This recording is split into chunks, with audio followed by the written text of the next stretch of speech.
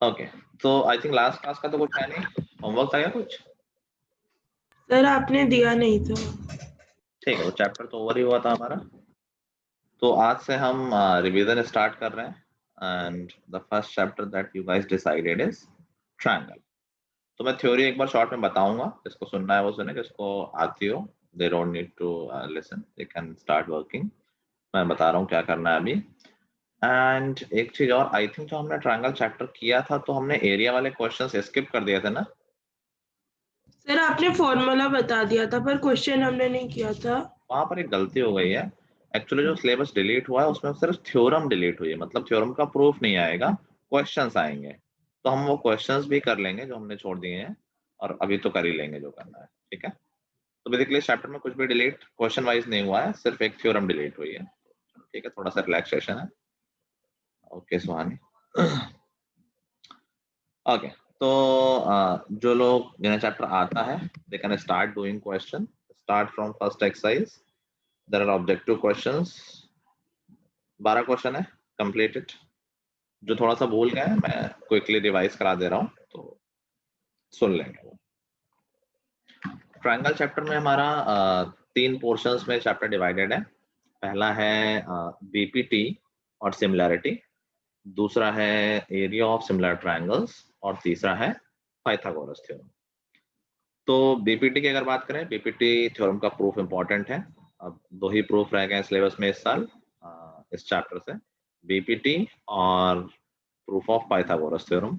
दोनों ही आ सकते हैं, दोनों ही इंपॉर्टेंट है, बहुत अच्छे से प्रूफ सबको एकदम याद होने चाहिए।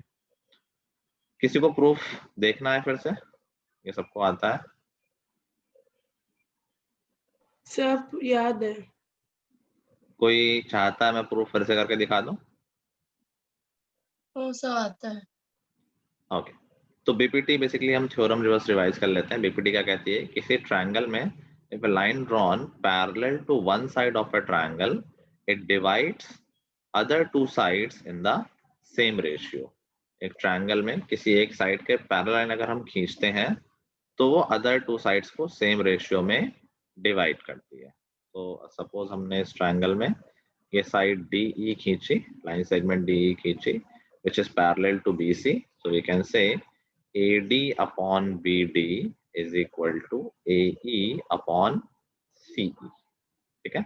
साइड्स हम अलग अलग तरीके से ले सकते हैं। कोई अगर ऐसे ले ले AD अपॉन AB, तो देखो ऊपर वाले ट्रायंगल की छोटी साइड ली है और नीचे में पूरी साइड ले ली है, तो तो ऐसे ही हम ए अपॉन ए AE अपॉन AC पूरा पूरा कर लेंगे। कोई नीचे वाले ऊपर लिख दे पहले BD अपॉन AD लिख दे, तो उसी तरह से हम रेसिप्रोकल ले लेंगे। तो रेशियो दोनों साइड कैसे भी ले सकते हैं, किसी भी ऑर्डर में, कोई दिक्कत वाली बात नहीं। सेकंड थिंग आती है सिमिलैरिटी। तो 2 ट्रायंगल अगर सिमिलर होते हैं, या सिमिलर कब होते हैं, तो 2 ट्रायंगल्स आर सिमिलर। उसके क्राइटेरियाज क्या क्या है? तो पहला क्राइटेरिया था ए क्राइटेरिया, कि अगर एंगल एंगल एंगल। एक ट्रायंगल के तीनों एंगल दूसरे ट्रायंगल के तीनों एंगल के इक्वल होते हैं तो दोनों ट्रायंगल सिमिलर होते हैं। दूसरा इसी का सब क्राइटेरिया मान लो ए क्राइटेरिया था, कि अगर 2 एंगल्स भी इक्वल हैं 2 ट्रायंगल के तो भी वो ट्रायंगल्स सिमिलर होते हैं, क्योंकि अगर दो एंगल्स इक्वल है तो तीसरा अपने आप इक्वल हो जाएगा, ठीक है। नेक्स्ट क्राइटेरिया था हमारा एस क्राइटेरिया, कि अगर किसी ट्रायंगल, किन्हीं 2 ट्रायंगल्स की सारी साइड्स का रेशियो सेम है, मतलब साइड बाय साइड लेंगे, करस्पॉन्डिंग साइड का रेशियो लेंगे, अगर वो सेम आता है in that case also 2 triangles are similar. और हमारा आखिरी क्राइटेरिया था एस क्राइटेरिया, कि अगर 2 ट्रायंगल्स की 2 साइड्स सेम रेशियो में है एंड इंक्लूडेड एंगल इक्वल है, in that case also triangles are similar. Similar triangle property क्या क्या लग जाएगी, कि सिमिलर ट्रायंगल्स के एंगल्स इक्वल होते हैं, सारे एंगल्स दोनों ट्रायंगल के, और इनकी साइड्स हमेशा सेम रेशियो होती है, प्रोपोर्शन में। नेक्स्ट थिंग इज, इस पे क्वेश्चन जरूर आएगा, that is question based on areas of similar triangle. तो अगर 2 ट्रायंगल सिमिलर होते हैं तो उनके एरियाज में क्या रिलेशन होता है? तो अगर 2 ट्रायंगल ABC और PQ आर सिमिलर हैं तो their ratio of their areas will be equal to square of ratios of their sides, किसी भी साइड का रेशियो ले लो, सारे साइड्स का रेशियो सेम होता है, तो जो एरिया का रेशियो होगा वो साइड्स के रेशियो का स्क्वायर होगा। ठीक है, कुछ बेसिक बातें और याद रख सकते हैं कि दो ट्रायंगल अगर सिमिलर होते हैं तो जो उनकी साइड का रेशियो होता है वही उनके करस्पॉन्डिंग मीडियंस का भी रेशियो होता है, वही उनके करस्पॉन्डिंग ऑल्टीट्यूड्स का भी रेशियो होता है, वही उनके करस्पॉन्डिंग एंगल बाइसेक्टर्स का भी रेशियो होता है। सारे रेशियो ये सेम ही आते हैं। And last thing Pythagoras theorem में जो तुम्हें आती है, AB square plus BC square is equal to AC square. ठीक है, चलो डू द क्वेश्चंस। कल टेस्ट हुआ था, सुहानी ने तो 100% किया है, माही का तो very nice improvement, unexpected name in the line, जो पहले यूजुअली बीच में कहीं रहता था, तो धीरे धीरे माही ने इम्प्रूव किया है। That's very nice to see, कई बार हमने ऐसा देखा है। So you are one of the example. Well done, thank you sir. बाकी तो नीचे वाले कौन है भाई अपने बैच से? मोहित, ऑल्दो आई वाज सेइंग कि जिन्होंने 50-60% भी किया वो लास्ट में नाम आए, दैट मींस या तो पेपर एवी था या सबने बहुत अच्छे से पढ़ा है। एवी था पेपर क्या? सर पढ़ा है। सर हमारा 2 बार टेस्ट हुआ था इस चैप्टर का, एक हम लोगों का अलग से और एक इन लोगों के साथ हुआ था। अच्छा अच्छा, तो बेसिकली मिनिमम मतलब सेकंड लास्ट 53% है, दैट्स फाइन। मोहित, तुम्हारा इम्प्रूवमेंट थोड़ा एक्सपेक्टेड है? हाँ मोहित। Yes sir. मैथ के टेस्ट में भी तुम बहुत अच्छा परफॉर्मेंस नहीं था, any explanation? No sir, I will do better next time. Okay. Shreshtha, तुम्हारा परफॉर्मेंस एवरेज चल रहा है, but last year it used to be better. Yes sir. कहाँ प्रॉब्लम आई? सर इस वाली टेस्ट में मेरे सर 9 गलत थे और इसमें से 5 सिली मिस्टेक्स थी, तो मतलब मुझे आंसर आते हुए भी गलत हो गया लास्ट मोमेंट पे। मैं सिर्फ इस टेस्ट की बात नहीं कर रहा हूँ, इन जनरल में बोल रहा हूँ। तो I am expecting much sir better मुझे भी समझ नहीं परफॉर्मेंस आ फ्रॉम। रहा, मतलब लास्ट ईयर से इतना ज्यादा क्यों हो रहा है। कोई बात नहीं, हो जाता है कभी कभी, वर्क ऑन इट। विनीत, अच्छा विनीत है। विनीत, हाँ सदा। सर कौन सी एक्सरसाइज करनी है? पहले यस सर। तुम्हारा भी परफॉर्मेंस परसेंटेज वाइज तो ठीक है, लेकिन लिस्ट में नाम काफी नीचे है। यस सर, वो ना मेरे बीच में नेट का इश्यू हो गया था, तो मैंने जो आंसर सही करना चाहता था वो गलत हो गए थे, तो मेरे उस चक्कर में 8 गलत हो गए। नेट इश्यू से आंसर गलत कैसे होते हैं? क्वेश्चन छूट सकते हैं। नहीं सर, मार्क करने के लिए मैं चाह रहा था, अगर मैं कोई ऑप्शन चूज करने जाता तो पहली क्वेश्चन निकल जाता था। ओके ऐसा होता। ठीक है, चलो बाकी लोगों का तो अच्छा ही था।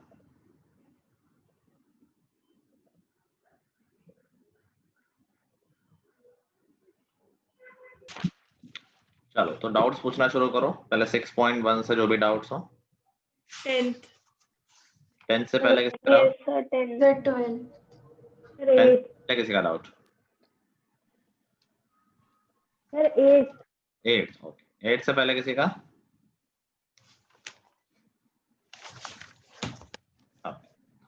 Here it is given that triangle ABC is similar to triangle PQR with BC upon QR 1:3। अरे सर 9।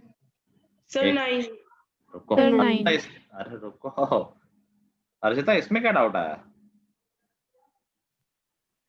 सर वो याद नहीं आ रहा था। सामने तो लिखी है थ्योरम, सिमिलर ट्रायंगल के एरिया का रेशियो किसके इक्वल होता है? साइड के स्कूल। साइड के रेशियो का स्क्वायर होता है, ये लिखा तो हुआ है, यही तो थ्योरम थी।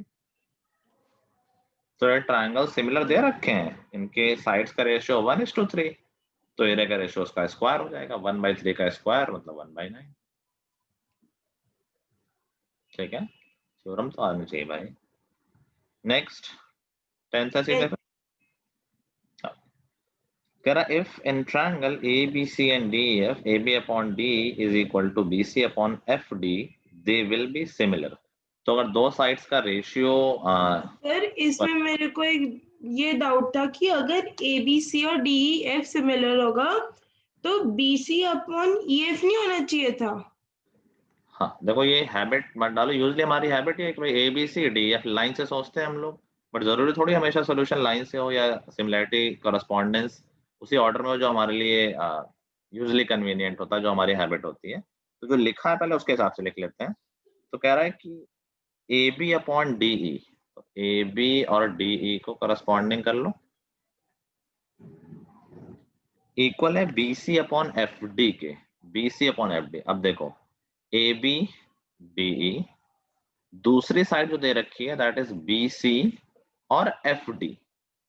तो सिमिलैरिटी के लिए एंगल चाहिए होता है इंक्लूडेड वाला, तो इसमें एंगल ए और डी इक्वल हो जाएगा फिर। इंक्लूडेड एंगल क्या हो गया, ए और डी क्यों, ऊपर वाले में B और इंक्लूडेड D। एंगल बी और बी डी, है सॉरी बी और डी। और नीचे वाले में डी है, तो बी और डी इक्वल होंगे तब ये सिमिलैरिटी की कंडीशन सैटिस्फाई। पर मैं इनको ये लिखना चाहिए था ना, ABC is similar to EDF। हाँ सर वही। तो इन्होंने कहाँ कुछ लिखा है, इसने लिखा है दे विल बी सिमिलर। अच्छा अच्छा अच्छा, इंट्रा नहीं नहीं, वो तो नाम पे है, कह रहा है इन ट्रायंगल्स ABC एंड DEF। इसने सिमिलैरिटी के लिए वो सेम ऑर्डर है ये नहीं कहा है, उसने कहा ट्रायंगल्स विल बी सिमिलर, ये नहीं कहा कि ट्रायंगल सेम ऑर्डर में जो नाम लिखा है। सर जनरली पर जैसे वही होता है ना जो ट्रायंगल। जनरली वही होता है, लेकिन इस क्वेश्चन में तुम्हें समझना चाहिए ना कि रेशियो दे रखा है, इंक्लूडेड एंगल ढूंढ लो बस कौन ठीक सा है है। ठीक है, बस इतना ही था। डाउट जेन्युइन था, बट आई थिंक क्वेश्चन और बेटर फ्रेम हो सकता था अगर ये नाम सर ABC और DEF ना देके ABC तो और जानबूझ के ऐसा लिखा ताकि कंफ्यूजन हो जाए कि लोग कंफ्यूज होकर गलत आंसर टिक कर दें। इसको बेटर बनाने का तरीका आई डोंट नो कुछ है या नहीं है। सब BC अपॉन वैलिड क्वेश्चन है, मतलब ऐसा नहीं सोच DEF करना सकते चाहिए था। सब कुछ सही है, आना चाहिए था, ये मैंडेटरी नहीं है। वो they tried to confuse you, इसीलिए तुम्हारा डाउट आया, दैट्स अ गुड थिंग। ठीक है, नेक्स्ट सर 11th। 11th कह रहा है ट्रायंगल ABC और QRP सिमिलर हैं, इनके एरिया का रेशियो दे रखा है, कुछ साइड्स दे रखी हैं और एक साइड पूछी गई है। तो बेसिकली यहाँ करस्पॉन्डेंस देखना जरूरी है कि करस्पॉन्डिंग साइड क्या होगी। तो ट्रायंगल ABC और PQR एकदम ऑर्डर में है, नहीं नहीं नहीं नहीं, ऑर्डर है ABC और QRP। हमसे पूछी गई है PR साइड, बताओ PR के करस्पॉन्डिंग साइड कौन सी है, X के इक्वल होना चाहिए 3/2, PR 15 के by X। करस्पॉन्डिंग साइड कौन सी है, BC है। ऑर्डर देखो कि Yes, sir. लास्ट में RP है Yes, बाद में, sir. तो उधर बाद में BC है, तो BC अपॉन PR साइड्स के रेशियो का स्क्वायर होता है एरिया का रेशियो, एरिया का Area. रेशियो रखा है 9/4, तो ये 9/4 हो गया। 9/4। सर मैंने कॉरेस्पॉन्डेंस गलत ले ली थी। हाँ तो वही गलती है। 3/2। बस BC पता ही है तो QR आ जाएगा, ये 10। जानबूझ से कंफ्यूज करने के लिए दिया हुआ है। ठीक है, सर एक बार प्लीज क्वेश्चन 1 भी बता दो। हाँ बता। 12 में तो डाउट नहीं किसी को? No sir. हाँ सर। क्वेश्चन 1 में, क्वेश्चन 1 तो जो हम पाइथागोरस थ्योरम का प्रूफ करते हैं तो उसमें ये स्टेप आते हैं ना, तो मैंने प्रूफ बताया था, कहा था कि याद रखना ये कैसे कैसे करस्पॉन्डेंस करना है, किसी का स्क्वायर लाना होता है तो कैसे करते हैं।